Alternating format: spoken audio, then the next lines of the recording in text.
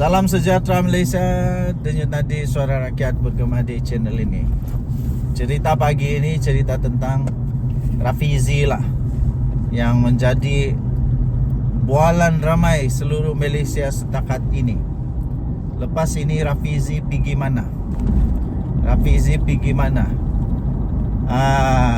Memang agak celaru jugalah.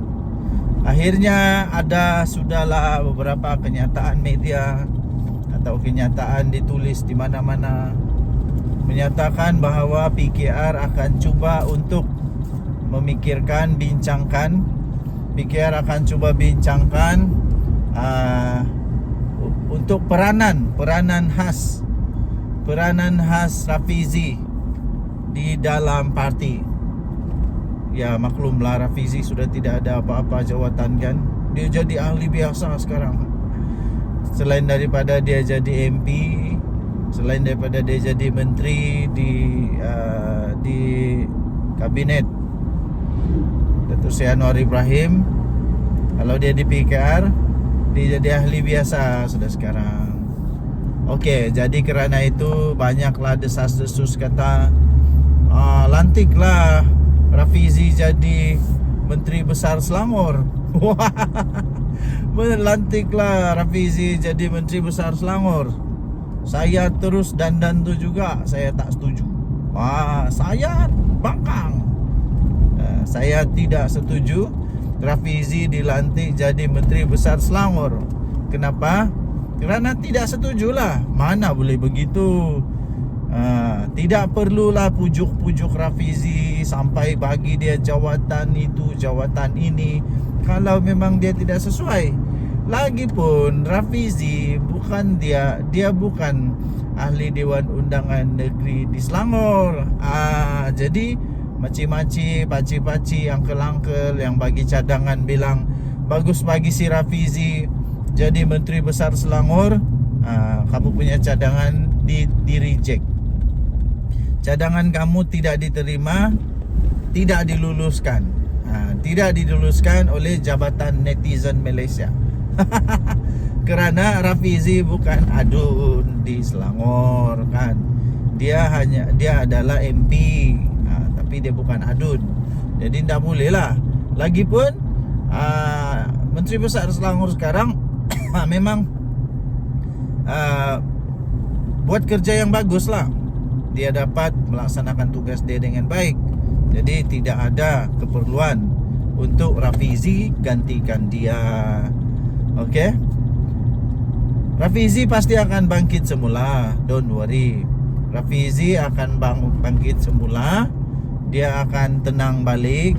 Dan paling penting pada pendapat saya, Rafizi patutlah terus menjadi Menteri Ekonomi.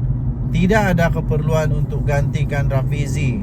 Tidak ada keperluan untuk tukar Rafizi daripada Menteri Ekonomi. Kerana portfolio Menteri Ekonomi ini tidak ada kena-mengena pun sama ada dia jadi timbalan presiden kah, bukan timbalan presiden kah. Jadi tidak perlulah dia tukar itu, ditukar.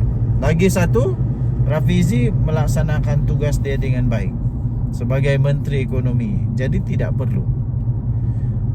Walaupun ramai orang cakap dia sudah janji, dia bersedia untuk meletak jawatan sekiranya dia kalah pemilihan, tapi itu hanya bersedia, bukannya dia kata dia wajib letak jawatan. Kecuali lah Datuk Seri Anwar Ibrahim suruh dia letak jawatan, mungkin dia perlu letak jawatan. Kan.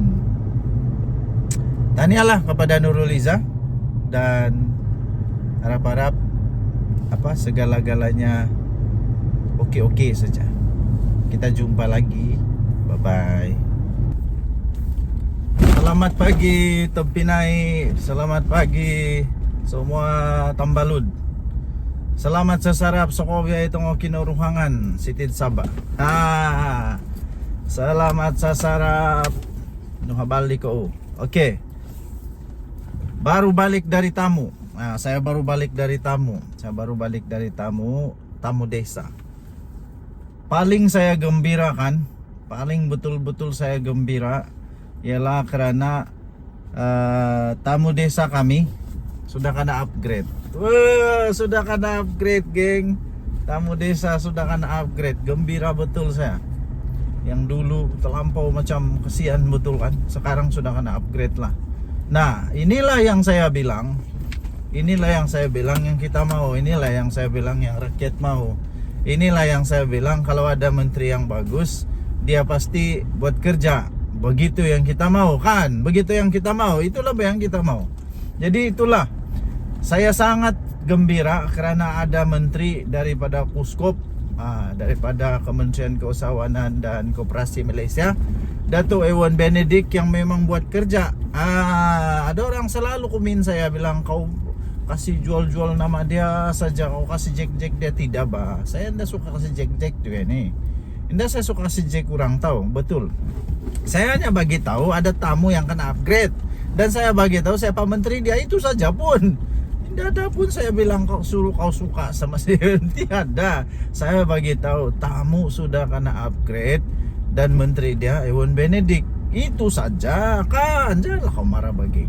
Tapi yang saya mau pujikan, semua inai-inai, anti-anti, angkol-angkol yang menjual sana semua gembira sudah. Semua gembira sudah. Sebab kenapa tahu? Sebab dia punya facility sudah macam kena upgrade lah. Kena upgrade. Dulu ampai-ampai di tanah, sekarang di simen sudah. Macam begitulah maksud dia. At least kena upgrade lah bah. Begitu, kena upgrade. Jadi kalaulah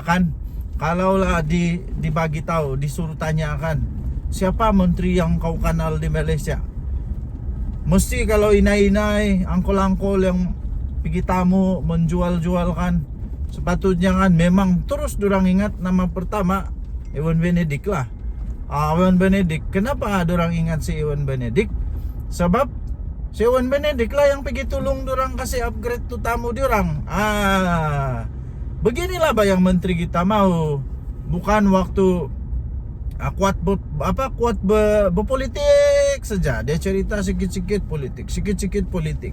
Tapi sekali ditanya itu inai-inai, apa kau punya politik yang sudah kasih tolong kau? Dia pun terus bingung, tidak tahu apa dia mau cakap, sebab dia teringat-ingat. Dia tidak teringat-ingat apa yang sudah dibuat oleh itu menteri kah, itu YB kah, begitu. Nah, tapi kalau Ewan Benedict yang saya suka kan, dia diam-diam, tidak banyak bising-bising. Tidak ada kuat berpolitik. Sikit-sikit je dia cakap. Begitulah yang ngam kan. Tapi dia buat kerja. Tahu-tahu saja semua sudah ada, semua gembira, banyak peluang. Begitu yang kita mau kan. Jadi tuan-tuan dan puan yang dihormati sekalian, itulah.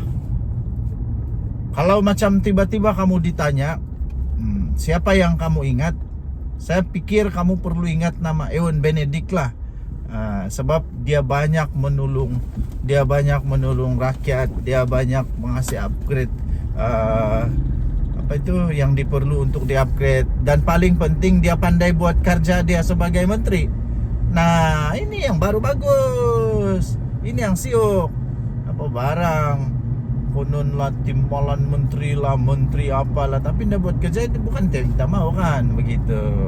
Oke, sekali lagi terima kasihlah kepada Datuk Ewan Benedict, Menteri Kuskop, yang banyak buat kerja, sentiasa kasih upgrade, dan paling seronok bikin kami seronok. Apalah kita cakap ini. Tapi yang paling penting, mari kita ingat sama-sama nama Datuk Ewan Benedict yang memang banyak buat kerja. Oke? Apa yang kamu mau kasih komen, kamu komen saja. Apa yang kamu mau kasih tahu di hati kamu kasih tahu saja. Oke? Kita jumpa lagi. Bye-bye.